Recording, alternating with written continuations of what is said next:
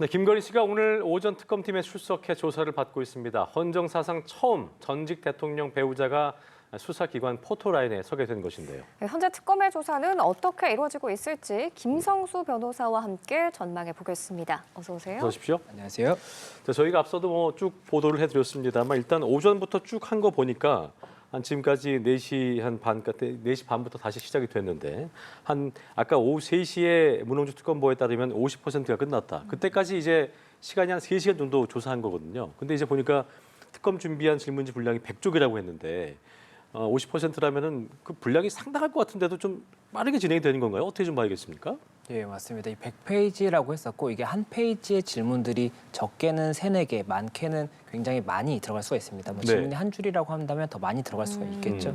그렇다 보니까 100페이지를 오늘 끝내는 것은 무리가 아니겠는가 이렇게 생각을 했었는데 지금 보도가 나오는 내용을 봤을 때는 예. 말씀을 주셨던 것처럼 50% 정도가 3시 정도에 끝났다라는 네. 것은 50페이지에 대한 질문이 지금까지 맞춰졌다는 겁니다. 그리고 그렇다라고 한다는 것은 결국에는 질문 중에 일부 부분에 대해서는 이 부분에 대해서는 추가로 질문하지 않아도 될 것 같으니까 넘어간다라고 했다든지 아니면은 이 답변이 굉장히 중요합니다. 이 질문을 하고 답변을 하고 이것을 이제 조서에 남기는 이 시간이 있는 것인데 질문에 대한 답변이 길다라고 한다면 이 부분을 정리해서 기재하기 위해서 시간이 많이 소요될 수가 있는데 지금 같은 경우에는 이렇게 빨리 진행됐다는 것은 이 답변 자체가 굉장히 단순하게 나올 수 있는 질문들이 아닌가. 뭐 누구를 아시나요? 네, 아니요. 뭐 언제 누구를 만났나요? 네, 아니요. 이런 식으로 굉장히 질문들을 답변을 간단하게 할 수 있는 것들로 채운 것이 아닌가 하는 생각도 들기 때문에 이런 부분들에 대해서 실제 사실관계가 어떻게 될지를 봐야 되지 않을까 생각이 됩니다. 예.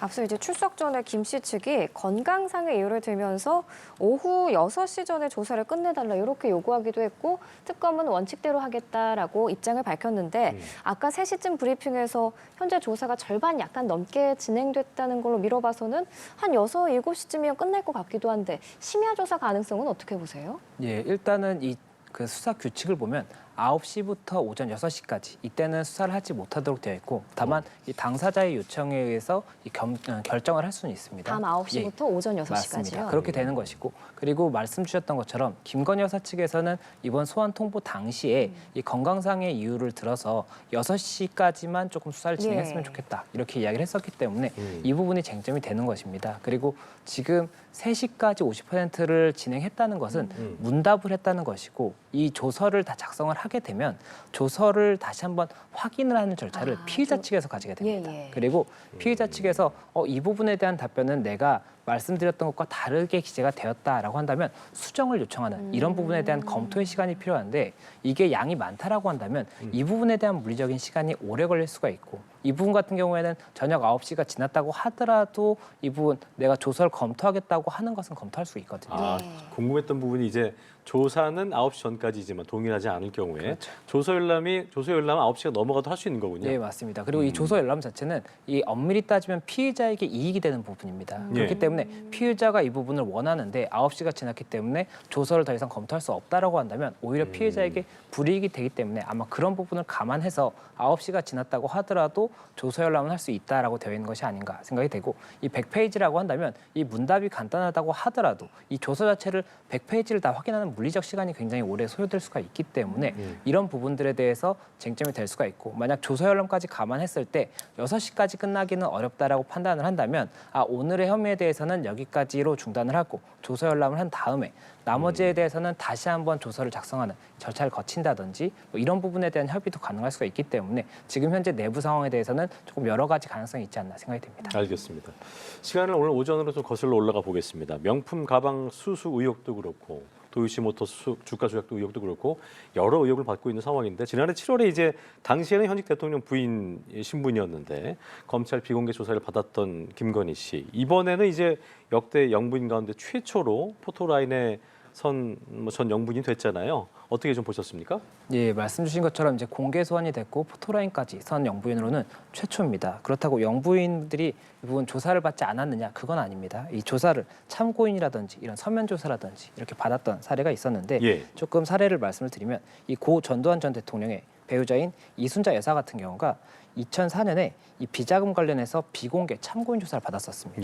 그리고 이 고 노무현 전 대통령의 배우자인 권양숙 여사 같은 경우도 2009년에 박연차 게이트 관련해서 이 비공개 참고인 조사를 받았습니다. 다만 이때 당시에 비공개였고 참고인 조사였기 때문에 이런 포토라인에 선다든지 이런 모습은 없었던 것이고 그리고 현재 이명박 전 대통령의 배우자 김윤옥 여사 같은 경우도 2012년에 이 내곡동 사저부지 의혹 관련해서 특검에 서면으로 조사를 받았습니다. 이 서면 조사라는 것은 출석을 하는 것이 아니라 질문에 대해서 서면으로 답변을 해서 보내는 이런 절차거든요. 그렇다 보니 이때도 이 포토라인에 선다든지 이런 부분은 없었는데 이번 같은 경우에는 이 전 대통령의 배우자로서 최초로 이 포토라인에 서다 보니 이 부분에 대해서도 최초이다라는 것에 관해서 여러 가지로 주목을 받고 있는 그런 상황이거든요. 그렇군요.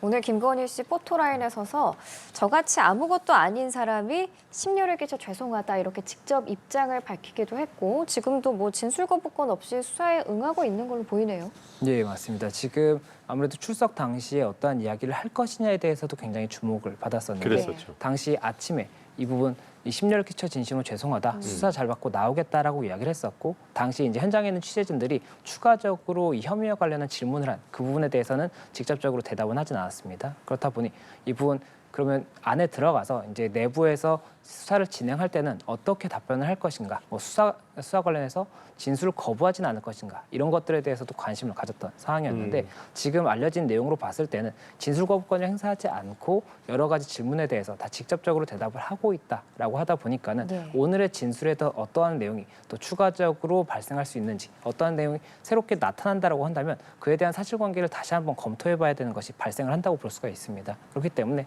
그런 발생에 대해서도 일단 특검 측에서는 여러 가지로 예의주시하고 있지 않을까 생각이 듭니다. 예, 여러 의혹들에 대한 조사 중에서 오늘은 5가지 의혹 정도에 대한 조사가 좀 이루어지고 있는 걸로 전해지고 있는 상황인데 오늘 조사에서 김 씨가 이제 영상 녹화 원하지 않아서 녹화 없이 조사를 진행하고 있다고 하는데 영상 녹화를 거부한 이유를 저희가 추측을 좀 해보고 이렇게 녹화를 거부하는 게 좀 일반적인 겁니까? 예, 이 피의자 조사를 할 때 이 형사소송법 244조의 2, 1항을 보면 피의자의 진술은 영상 녹화할 수 있다라고 되어 있습니다. 그러니까 해야 하는 것이 아니라 있다이기 때문에 수사기관에서 영상 녹화 여부를 결정을 할 수 있고 다만 여기서 피의자에게 동의를 받는 절차는 명시가 돼 있지 않습니다. 피의자에게 고지를 하고 나면 영상 녹화를 할 수 있는 것이 원칙입니다. 법적으로는. 다만 실무에서는 이 피의자에게 영상 녹화 여부를 물어보는 경우가 있습니다. 이 영상 녹화를 하시겠어요? 라고 해서 하지 않겠다라고 한다면 통상적으로는 이제 영상 녹화를 진행하지 않거든요. 그런데 이 영상 녹화의 이 목적이 무엇인지 그리고 쓰임새가 형사소송법상 어떻게 되는지 말씀을 드리면 이 피의자 진술 조사라는 것이 오늘 이제 문답을 하게 되지 않습니까? 네. 그러면 수사기관에서 이제 특검에서 질문을 하면 이 김건희 여사, 피의자인 김건희 여사가 답변을 하게 됩니다. 그리고 이것이 말로 다 그대로 속기가 된다든지 녹취가 되는 그런 부분이 아니기 때문에 이 부분 일정 부분 답변에 대해서 글로 정리를 하면서 조금 달리 기재가 됩니다.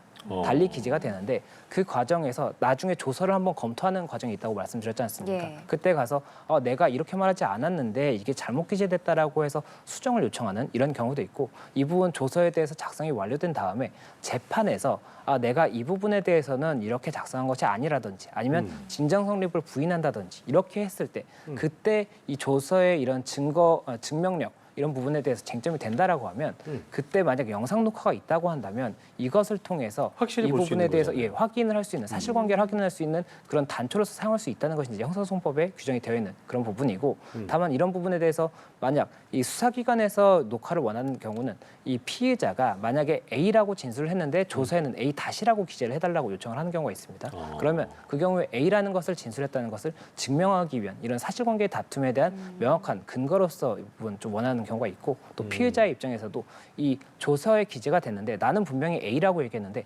A-라고 조서에 기재가 되었고 이 부분 수정해주지 않았다 이런 경우도 있을 수가 있기 때문에 그 양쪽 다 영상 녹화에 대해서 필요성이 있는 때는 이 부분 요청을 하게 되지만 통상적으로는 이런 조사에 있어서 녹화를 많이 하지는 않습니다. 저도 실제로 이런 참여를 많이 해봤을 때 네네. 녹화를 하는 사례는 굉장히 적었거든요. 그렇다 보니까 통상적으로 많지는 않고 특히나 이 당사자가 원하지 않는 경우에 이 부분 법적으로는 이 부분 당사자의 동의가 요건이 아니라고 하더라도 당사자가 원하지 않음에도 영상 녹화를 진행한다고 하면 당사자가 그것을 이유로 해서 진술을 거부할 수도 있는 겁니다. 그렇기 그렇군요. 때문에 그런 부분을 감안해서라도 이 절차상으로는 당사자의 이 의사에 따라서 녹화 여부를 결정한다 이렇게 보입니다. 예, 알겠습니다. 오늘 특검 특검팀은 도이치모터스 주가 조작, 명태균 공천 개입 그리고 건진법사 청탁 의혹 순으로 조사 중인 걸로 알려졌습니다.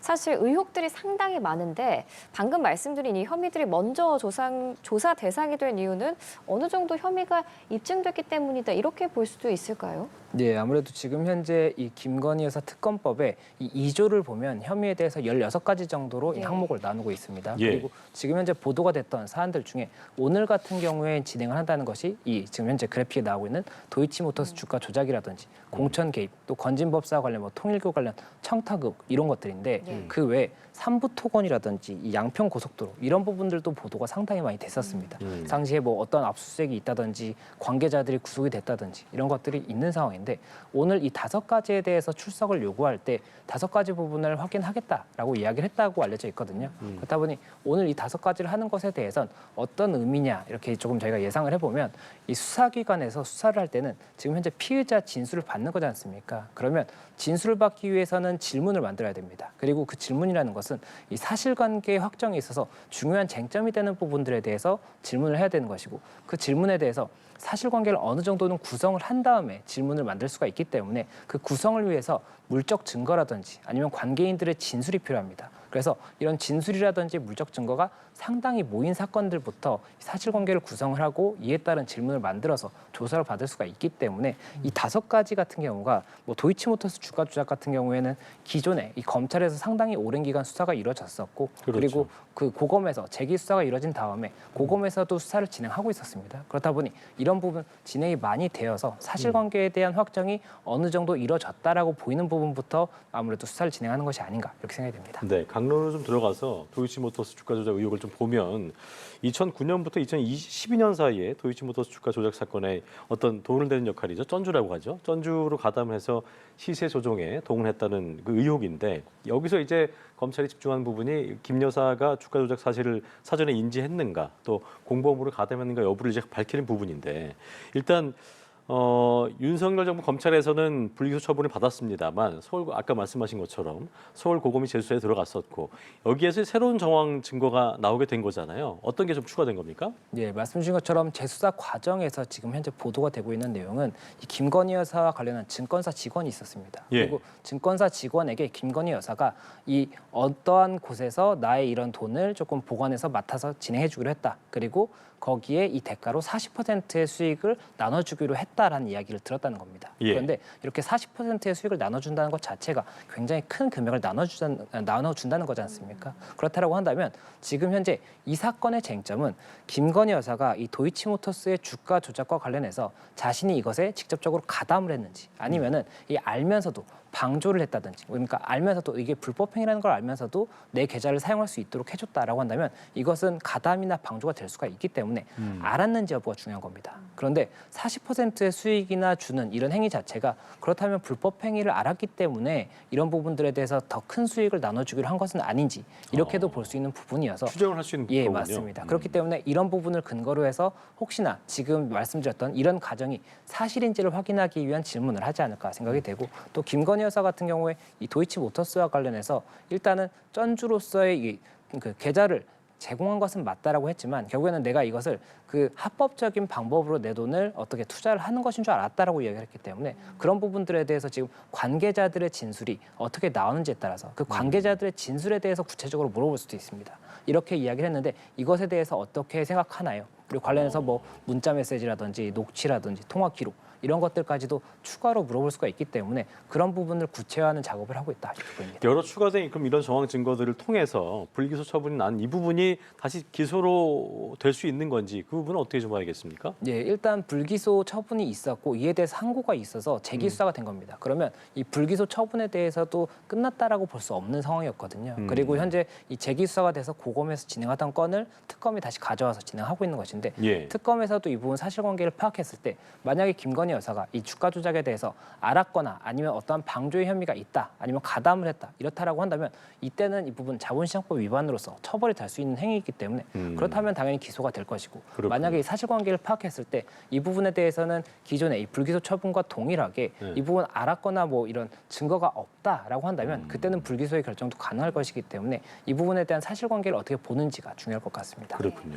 다음으로 정치 정치브로커 명태균 씨와 관련한 의혹도 짚어보겠습니다. 최근 윤상현 의원이 조사에서 김영선 전 의원 좀 잘해달란 취지의 전화를 윤 전 대통령으로부터 받았다라고 인정을 했어요. 그럼 오늘 조사에서 좀 이와 관련한 질문도 있을 수 있겠네요. 예, 아무래도 지금 현재 이 공천 개입 혐의를 간단하게 설명을 드리면 이 명태균 씨로부터 이 대통령 선거 당시에 무상으로 여론조사를 제공을 받고 그 대가로 김영선 전 의원을 이 공천을 받을 수 있도록 해줬다라는 것이 이제 큰 골자입니다. 그리고 예. 이 부분과 관련해서 지금 당시에 녹취가 공개가 되었던 것이 윤석열 전 대통령과 명태균 씨의 통화인데 김영선 전 의원을 공천을 주라고 윤상현 의원에게 이야기했다라는 윤석열 전 대통령의 음성이 있었습니다. 그리고 이와 관련해서 그러면 윤상현 전 의원이 실제로 이런 전화를 받았는지가 쟁점이 되는 것인데 지금 윤상현 전 의원이 당시 본인이 공천위원장이었는데 이런 전화를 받은 사실이 있다라고 언급을 했기 때문에 그렇다면 이 부분 굉장히 중요한 사실관계가 나왔다라고 볼 수가 있는 것이고 지금 김건희 여사 특검에서 보고 있는 것은 이 과정에서 명태균 씨와 김건희 여사가 굉장히 많은 연락을 취하는 사이였거든요. 그렇다 보니 이런 공천이라든지 무상 여론조사를 받는 이 과정에 김건희 여사도 관여된 부분이 있는지 그리고 그 관여가 불법적인 부분으로 해석될 수 있는지까지도 확인해야 되기 때문에 이와 관련한 사실관계를 질문할 것이다 이렇게 보입니다. 그렇군요. 자, 그리고 윤영호 전 통일교 세계본부장이 통일교 현안 문제를 해결하기 위해서 건진법사로 불리는 전성배 씨를 통해서 김 씨에게 이제 다이아몬드 목걸이를 건넨 혐의도 조사를 할 텐데 확보된 그 증거품 중에 영수증 확보가 됐는데 실물은 찾지 못한 상황이잖아요. 이거 어떻게 좀 진행이 될까요? 예, 실물을 확보하지 못했다는 것이 결국에는 보관하고 있는 사람을 확보하지 못한 겁니다. 그리고 지금 현재 전 세계 본부장 그리고 건진법사 측은 이 다이아몬드 목걸이라든지 이 고가의 가방 이것들을 주고받은 사실에 대해서는 인정을 했습니다. 예. 다만 이 건진법사는 본인이 다이아 목걸이랑 가방을 받은 다음에 이것을 김건희 여사에게 전달한 것이 아니라 본인이 잃어버렸다라고 지금 진술을 하고 있기 때문에 예. 그렇다라고 한다면 김건희 여사에게 전달이 되지 않았으면 김건희 여사는 이 부분 처벌의 대상이 될 수 있는지에 대해서 의문이 발생할 수가 있기 때문에 이와 관련해서 실물이 있었다면 그 보관자를 통해서 실질적으로 누가 이 종착점이 됐는지를 확인할 수가 있을 것인데 그 부분 확인이 어렵기 때문에 쟁점이 되는 것이고 또 한 가지가 이 부분 이렇게 선물을 줬다는 사실이 있다라고 하더라도 청탁이 있었는지에 대해서도 명확하게 사실관계가 드러나야 됩니다. 그리고 현재 특검이 보고 있는 것은 당시 캄보디아 사업이라든지 이런 통일교의 현안과 관련해서 이 부분 청탁을 받은 것이다라고 보고 있는데 그렇다면 실제로 청탁이 김건희 여사에게 전달이 됐어야 됩니다. 그래서 그런 부분들에 대해서도 실제 전달이 있었는지 그리고 이것을 받은 다음에 김건희 여사가 전달받은 내용에 대해서 어떠한 행동을 한 것이 있는지 이런 부분까지도 증명을 해야 되는 부분이 있기 때문에 이와 관련해서도 일단 현재까지 보도되지 않은 내용에 대한 자료들이 있을 수가 있기 때문에 그런 부분들을 어떻게 질문을 할 것인지 이런 것들을 봐야 됩니다. 알겠습니다. 네, 알겠습니다. 김건희 씨 오늘 오전 특검에 출석해서 현재 조사를 받고 있습니다. 네. 관련해서 김성수 변호사와 얘기 나눠봤습니다. 말씀 잘 고맙습니다. 들었습니다. 고맙습니다.